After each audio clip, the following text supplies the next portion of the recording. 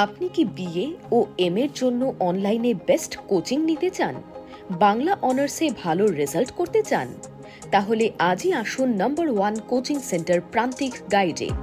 আমাদের অভিজ্ঞ শিক্ষক ও লেখক রাজস্বী হালদার যত্ন সহকারে ক্লাস করান। হাই কোয়ালিটি নোটস ও 100% কমন সাজেশন। নমস্কার, প্রান্তিক গাইডে সবাইকে শুভেচ্ছা অভিনন্দন। প্রান্তিক গাইডের পক্ষ থেকে আজকের নিবেদন কলকাতা বিশ্ববিদ্যালয় BA 5th semester education general DSE A1 পেপারের সাজেশন। 2024 সালে যারা 5th সেমিস্টারে ফাইনাল এক্সাম দেবে তাদের জন্য এই সাজেশনটা খুবই গুরুত্বপূর্ণ। আমি প্রশ্নগুলো বলছি, তোমরা খাতায় লিখে নেবে, নিয়ে পড়াশোনা করবে। আমি যেগুলো দিচ্ছি এগুলোই করবে, এগুলোই কমন আসবে। এর বাইরে আর অতিরিক্ত অন্য কোনো প্রশ্ন করার দরকার নেই, তোমরা শুধুমাত্র এই প্রশ্নগুলোই ফলো করবে। DSE A1 পেপারে রয়েছে পিস অ্যান্ড ভ্যালু এডুকেশন। এই পিস অ্যান্ড ভ্যালু এডুকেশনের সাজেশনও আমি দিয়ে দিচ্ছি, তোমরা অবশ্যই সঙ্গে থাকবে। আর যারা নতুন, চ্যানেলটা অবশ্যই সাবস্ক্রাইব করে রাখো, বন্ধুদেরকে শেয়ার করো। তোমাদের জন্য খুব শীঘ্রই আসবে লাস্ট মিনিট ফাইনাল সাজেশন। আমি এই পেপারে লাস্ট মিনিট ফাইনাল সাজেশন দিয়ে দেবো, চ্যানেলের সঙ্গে থাকো, চিন্তা করতে হবে না, সমস্ত কিছু আমি দিয়ে দেবো। এই পেপারটা খুবই সহজ, শান্তি শিক্ষা পিস অ্যান্ড ভ্যালু এডুকেশন খুবই সহজ। তোমরা একবার দুবার করে রিডিং দেবে, তারপরে নোটসগুলো মুখস্থ করবে। খুব ভালো নাম্বারও আসবে। এই পেপারটা যারা নিয়েছো খুব ভালো একটা পেপার, তোমরা অবশ্যই খুব ভালো করে পড়াশোনা করবে। বিশেষ করে 5th সেমিস্টারে যারা পড়ছো তাদের কাছে একটা আবেদন এবং নিবেদন, খুব ভালো করে তোমরা পড়াশোনা করো। কারণ 5th সেমিস্টার হচ্ছে এমন একটা জায়গা, যদি আনফর্চুনেটলি কারোর কোনো পেপারে ক্যাজুয়াল এসে যায় তাহলে কিন্তু তাকে আরও একটা অতিরিক্ত বছর কাটাতে হবে। কারণ অন্যান্য সেমিস্টারগুলোতে দেখবে যদি ক্যাজুয়াল হয়, সাপ্লি এসে যায়, তাহলে কিন্তু সেই সুযোগ পায় এই সেমিস্টারের মধ্যে, মানে সেই সেমিস্টার বা সেই ইয়ারের মধ্যে মোটামুটি কমপ্লিট করে নেওয়ার, মানে ইয়ারটা আর কি লস হয় না। কিন্তু 5th সেমিস্টারে যদি তোমাদের ক্যাজুয়াল হয়ে যায়, সাপ্লি হয়ে যায়, ফেল হয়ে যায়, তাহলে কিন্তু তোমাদেরকে আরও একটা এক্সট্রা বছর তোমাদেরকে কাটাতে হবে। সময়টা তোমাদের ডিউরেশন টাইমটা বেড়ে যাবে। তাই অ্যাট এনি কস্ট যেন অন্তত 20 নাম্বার পাও, ঠিক তেমনভাবেই পড়াশোনা করবে। আর এটা আমি বারবার বলেছি তোমাদেরকে যে 20 পাওয়াটা কিন্তু কোনো ব্যাপার নয়। অন্তত 1-2 করে রিডিং দিলে তোমরা অবশ্যই 20 পাবে। দিনে 1 ঘন্টা কি 2 ঘন্টা যদি পড়াশোনা করো, 1-2 ঘন্টা 24 ঘন্টার মধ্যে 1 ঘন্টা কি 2 ঘন্টা সময় অবশ্যই বের হবে, অবশ্যই পাওয়া যাবে। সেই 1-2 ঘন্টা যদি পড়ো তাহলে অবশ্যই অন্তত 20 পাবে।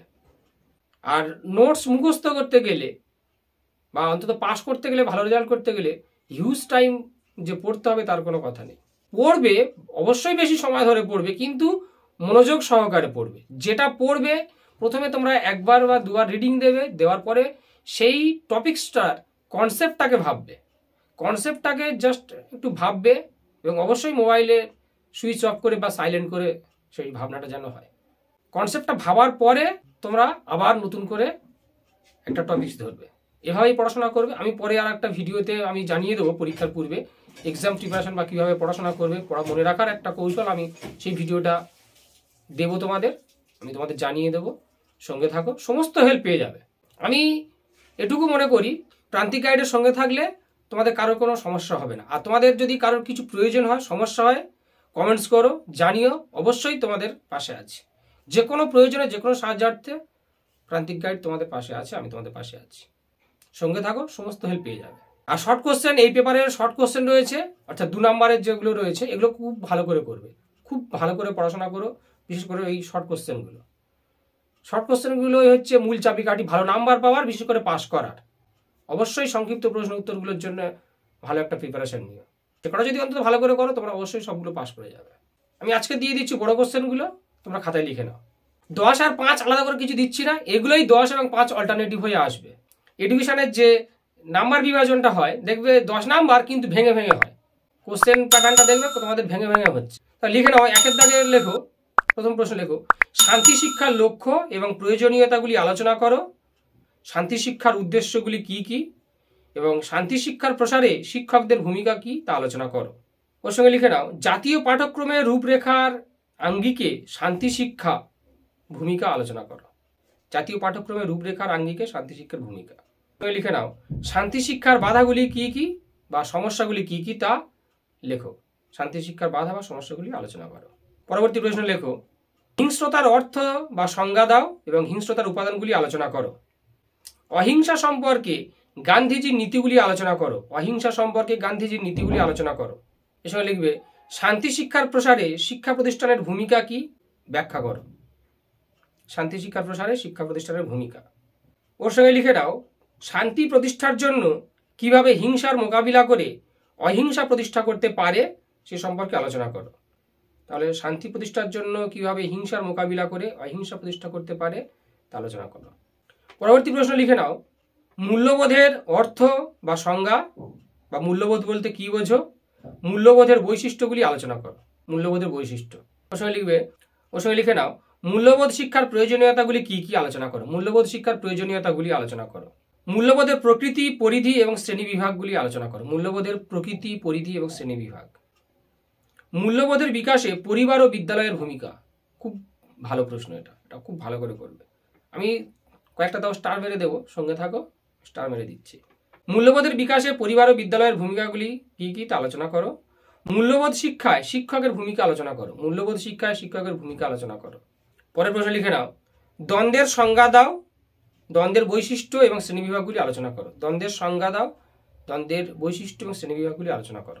ওর সঙ্গে লিখে নাও, দ্বন্দ্ব নিরসনের উপায়গুলি আলোচনা করো। দ্বন্দ্ব নিরসনের উপায়গুলি আলোচনা করো।